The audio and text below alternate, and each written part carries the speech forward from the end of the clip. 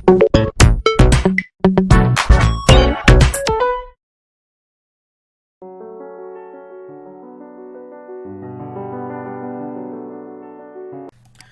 গত পর্বে আমরা এ পর্যন্ত করেছিলাম, তো এখানে খেয়াল করে দেখুন এখানে আমরা কি করেছিলাম, এই যে হোয়ার কন্ডিশন যেটা, এটা নিয়ে আমরা কি করেছিলাম এরকম যদি হয়, আমি আপনাদেরকে দেখিয়েছিলাম। ওকে, তো ধরুন এখানে আমি যে কাজটি করতে পারি এগুলোকে একসাথে কমেন্ট আউট করে নিই, এই পর্যন্ত করে নিই। ওকে, এই পর্যন্ত এটাকে কমেন্ট করে দিলাম।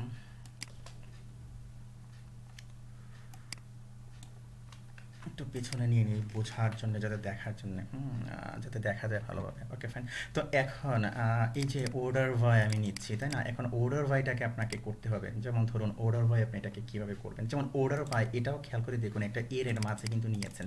এই যে এর কি এক্সিস্ট আছে কি না আমি কি করব, এটাকে চেক করে নেব, তাহলে কি আমার এটা হয়ে যায়। যেমন ধরুন এখানে কোথায় কোথায় নিয়েছি, সাপোজ এই যে এর কি এক্সিস্ট, এরকম নিয়েছি।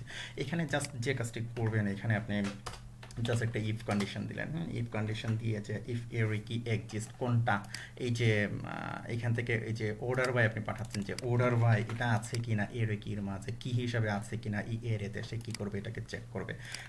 যখন এরকম অর্ডার বাই এরকম পাবে কোথায় ই এর মাঝে, যখন সে পেয়ে যাবে তখন সে কি করবে, তখন সে নেক্সট প্রসিডিউরে যাবে। যেমন ধরুন আমরা যেভাবে কুড়িটা করছি, আমরা কি করলাম এখানে এসকিউএল দিলাম, তারপরে জাস্ট এই যে এরকম দুপাশে দুটা স্পেস দিয়ে আপনি এখানে লিখবেন যে অ্যাকচুয়ালি অর্ডার বাই।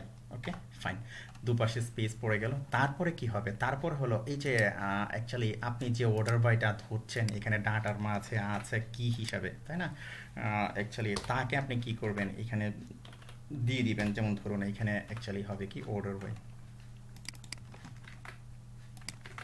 ওকে, তো এখানে অ্যাকচুয়ালি এই অর্ডার বাইকে আমরা ধরেছি, এখানে এই যে খেয়াল করে দেখুন এখানে যে অর্ডার বাই আছে এই অর্ডার বাইকে ধরেছি। তারপরে সে কি করছে, এখানে এটাকে প্রিন্ট করে দিচ্ছে ভ্যালুটাকে। জাস্ট আমরা এরকমভাবে সিম্পলি করে ফেলেছি ইজিলি। ওকে, তো এই কাজটা করলাম। তারপরে আবার অনেক সময় আপনি কি করবেন, যেমন ধরুন আবার আপনি এরকম করবেন অনেক সময়, যেমন লিমিট দিবেন। সাপোজ আমি এখানে দিলাম যে LIMIT লিমিট ইকুয়াল টু ইউরে। ওকে, তো লিমিট ইকাল টু ইউরে, সাপোজ ধরুন আপনি কি করবেন, এখানে লিমিট দিতে চাচ্ছেন, তো লিমিটটা কিভাবে আপনি দিবেন, যেমন ধরুন এখানে এরকম লিমিট দিতে পারেন। যেমন ধরুন আমি দিলাম যে start. Okay, start equal to actually equal to না ইয়ে হবে। সাপোজ ধরুন এখানে আমি দিলাম যে এখানে ধরুন আমি দিলাম যে 3 থেকে শুরু করে, সাপোজ আবার এটা অ্যাকচুয়ালি লিমিট কত পর্যন্ত যাবে, কয়টা পর্যন্ত যাবে, আপনি ধরুন 2টা বা 4টা বা 5টা আপনি নিয়ে আসতে চাচ্ছেন, তো এখানে আপনি ধরুন একটা ধরে দিলেন যে limit. Okay, limit equal to suppose কয়টা ডাটা আপনি নিয়ে আসতে চাচ্ছেন, সাপোজ আমি 3টা নিয়ে আসবো জাস্ট এরকম, অথবা আমি ধরুন 4টা নিয়ে আসবো। আপনি এরকম ধরিয়ে দিতে পারেন, অথবা সে স্টার্ট করলো 2 থেকে, সে অ্যাকচুয়ালি 4টা ডাটা নিয়ে আসবে বা 5টা ডাটা নিয়ে আসবে, এরকম আপনি এটাকে করে দিতে চাচ্ছেন অ্যাকচুয়ালি। তো যখন আপনি এরকম করবেন, অর্থাৎ এই যে লিমিট আছে যেটা, আপনি যখন অর্ডার বাইয়ের পরিবর্তে লিমিট পাঠাবেন তখন এটাকে আপনি কিভাবে করবেন। এটাকে করার জন্য যেমন ধরুন যথারীতি আমরা আগে যেরকম করেছি, যেমন আমি কি করছি এটাকে কপি করে নিচ্ছি এখানে, এটাকে কপি করে নিয়ে জাস্ট কি করলাম, এটাকে ইন করে দিলাম। তো ইফ এর কি এক্সিস্ট, তো কি আছে যে স্টার্ট আছে কি না, এর কি এক্সিস্ট, স্টার্ট কোথায় এই ডাটার মাঝে আছে কি না, আমরা এটাকে কি করছি একবার চেক করে নিচ্ছি। অ্যান্ড যেমন ধরুন এইখানে এর কি এক্সিস্ট, সাপোজ লিমিট। ওকে, লিমিট এর কি এক্সিস্ট লিমিট, অর্থাৎ এই যে আমি এখানে লিমিট পাস করছি, এই যে লিমিটটা পাস করছে 4, এটা আছে কিনা সে কি করবে, চেক করে দেখবে। যদি থাকে তখন সে কিভাবে সে এটাকে ইয়ে করবে, অ্যাকচুয়ালি হ্যান্ডেল করবে, এই বিষয়টা আমরা দেখব। যেমন ধরুন আমরা এখানে ইফ নিয়েছি, তারপরে ধরুন আমরা আবার একটা এলস নিয়ে এখানে কাজ করব। ওকে, ইফ এলস নিয়ে আমরা এখানে কাজ করব। যেমন ধরুন এখানে আমরা কি করছি, এখানে যে এসকিউএল দিয়ে আমরা এভাবে করছি। ওকে, তো এখানে আপনি লিখবেন যে অ্যাকচুয়ালি আমি এই যে এরকম করতে যাচ্ছি, যেটা ধরুন আপনারা এইভাবে লিমিট দিবেন, অথবা সাপোজ লিমিট 2 লিমিট 5, এই যে একটা লিমিটও দিয়ে নিতে পারেন, তাই না? তো আমরা যখন ডাবল এরকম লিমিট দেব, স্টার্ট এবং আমাদের লিমিট কত পর্যন্ত হবে, এটা যখন করব তখন আমরা কিভাবে করব, তখন যে কাজটি করবেন, যেমন ধরুন এখানে কি করবেন, আমি কি করছি একটা কোটেশন নিলাম, সিঙ্গেল কোট। তো তো আমি কি করলাম, এটাকে ইন করে দিলাম। তো এখানে এই যে যথারীতি সামনে পিছনে আমি কি করছি, এটার দুটো স্পেস দিয়ে নিচ্ছি। ওকে, সামনে একটা স্পেস আর পিছনে একটা স্পেস, দুটো স্পেস দিয়ে নিলাম। তারপর এই যে এখান থেকে আপনি যে ধরছেন, ধরুন এই যে এখান থেকে যে আপনি পাঠাচ্ছেন, যেমন স্টার্ট টু, তাই না? তো এটা আছে কোথায়, এটা আছে অ্যাকচুয়ালি লিমিটের মাঝে। লিমিটটাকে আমি ধরছি কি, আর একটা এরে দিয়ে ডাটা দিয়ে ধরছি, তাই না? এখানে আপনি কি দিবেন, কোটেশন অ্যাকচুয়ালি কনকেট করবেন। তো কনকেট করবেন কোনটাকে, অ্যাকচুয়ালি এই যে স্টার্টকে আপনি এখানে কনকেট করে নিলেন, অ্যাকচুয়ালি এই যে স্টার্ট। ওকে, এখানে আপনি স্টার্ট কনকেট করে নিলেন। তারপর আপনি কি করবেন, কমা দিয়ে কিন্তু আমরা লিখি এখানে, তাই না? যেমন সাপোজ আপনি কি করছেন, কমা দিয়ে আপনি টু লিখছেন, এ পর্যন্ত আপনি এরকম লিখছেন। তো এখানে আপনাকে কি করতে হবে, ওই মেকানিজমটা করে নিতে হবে। যেমন ধরুন আপনি কনকেট করবেন এখানে, সাপোজ ধরুন আমি এরকম কনকেট করে নিলাম। তারপরে এই যে কোটেশন দিয়ে সাপোজ আমি কি করলাম, এই যে কমাটাকে ধরিয়ে দিলাম। ওকে, খুব ইজিলি হয়ে গেল। তারপরে ধরুন যে কাজটি করবেন, একেবারে শেষে যেটা আছে অ্যাকচুয়ালি, শেষে অ্যাকচুয়ালি এই যে লিমিট পাঠাচ্ছেন, তাই না? এখান থেকে কিন্তু এই যে লিমিট পাঠাচ্ছেন। তো যথারীতি আপনি কি করবেন, এখান থেকে জাস্ট কি করবেন, এই যে লিমিটটাকে এভাবে ধরিয়ে দিবেন। ওকে, হয়ে গেল। আর না হলে সে কি করবে, ইফ আর দেখা গেল যে আপনি কি করলেন, শুধু স্টার্ট দিলেন না, শুধু লিমিটটা দিয়ে আপনি পাঠিয়ে দিলেন। সাপোজ ধরুন এই যে লিমিট 5 আপনি এরকম দিয়ে নিলেন। সাপোজ এখানে আপনি জাস্ট কি করলেন, যে লিমিট 5 জাস্ট এরকম দিয়ে নিলেন। অথবা ধরুন আমি কি করছি, এটাকে একটা কপি করে নিচ্ছি, কপি করে জাস্ট আমি এখানে রাখলাম। ওকে, তো ধরুন এই যে এখানে লিমিট আছে, লিমিট ইকুয়াল টু 4 আপনি কি করছেন, এরকম পাঠাচ্ছেন। ওকে, তো লিমিট ইকুয়াল টু 4 যখন এরকম পাঠাবেন, তখন এটাকে যেভাবে লিখবেন, যেমন তখন আমি কি করছি, আমি এটাকে কপি করছি।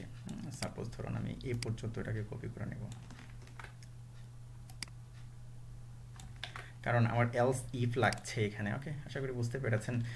আমরা এখানে জাস্ট একটা নট ধরিয়ে দেবো এখানে। ওকে, নট এর যে স্টার্ট, স্টার্ট নেই কিন্তু লিমিটটা আছে, তখন সে কি করবে তখন এই যে ধরুন আমি কি করছি, এটাকে কপি করছি, কপি করে এ পর্যন্ত রাখলাম। তো আমার জাস্ট কি হবে, স্টার্ট অ্যাকচুয়ালি আমার জাস্ট এখানে হবে কি, লিমিটটা হবে, জাস্ট আর কিছুই না।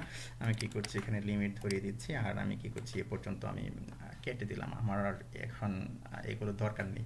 খুব ইজিলি কিন্তু আমি কি করে ফেলেছি, এগুলো করে ফেলেছি। তো এখন কথা হলো, যেমন ধরুন এই যে আইডি দিয়েছেন, তারপরে যে মেল দিয়েছেন, এগুলোকে কি করতে হবে, বাইন্ড ভ্যালু করতে হবে, তাই না? তো এগুলোকে বাইন্ড ভ্যালু করার জন্য যেমন যে কাজটি করব আমরা, যেমন ধরুন এখানে এখন পর্যন্ত কোনটা করেছে, এ পর্যন্ত এইভাবে করেছে। ওকে ফাইন, কোনো সমস্যা নেই, এরকমই থাক। তো এখানে খেয়াল করে দেখুন, এটা কখন হবে, বাইন্ড ভ্যালু কখন হবে, যখন কিন্তু এই যে হোয়ার কন্ডিশনটা থাকবে। কারণ হোয়ারের মাঝেই, আচ্ছা এটা আমি এ পর্যন্ত রাখলাম। ওকে, আর এখানে আমি পাঠাচ্ছি কি অ্যাকচুয়ালি অর্ডার বাই পাঠাচ্ছি, তাই না? এটা অর্ডার বাই থাক, কোনো সমস্যা নেই। আমরা একটা একটা করে এগুলো চেক করে নেব, কোনো সমস্যা নেই। তো এইখানে ধরুন এই যে যখন হোয়ার কন্ডিশনটা থাকবে, যখন ডাবল থাকবে, তখন আপনি কি করছেন, এই যে এখান থেকে কিন্তু এই যে আপনি এগুলো দিচ্ছেন, আইডি মেল দিচ্ছেন, এগুলোকে কি করবেন, বাইন্ড ভ্যালু করবেন, তাই না?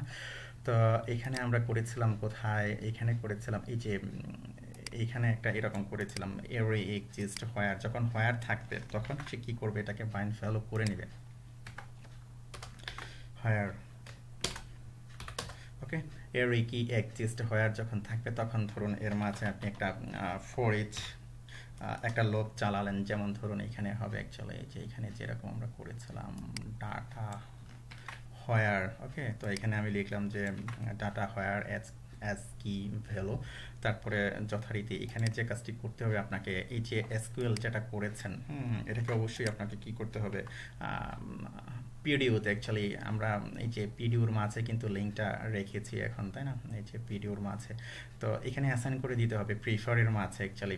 এর মাধ্যমে আপনি প্রিফারে অ্যাসাইন করে দেবেন। সাপোজ আমি একটা ভেরিয়েবল নিলাম যে query equal to, okay, query equal to suppose this, তারপরে কি হবে, পিডিউ। ওকে, তো পিডিউর একটা মেথড আছে অ্যাকচুয়ালি প্রিফার। ওকে, প্রিফারের মাঝে আপনি কি করবেন, আপনার এসকিউএলটাকে আপনি অ্যাসাইন করে দিবেন। অ্যাসাইন হয়ে গেল।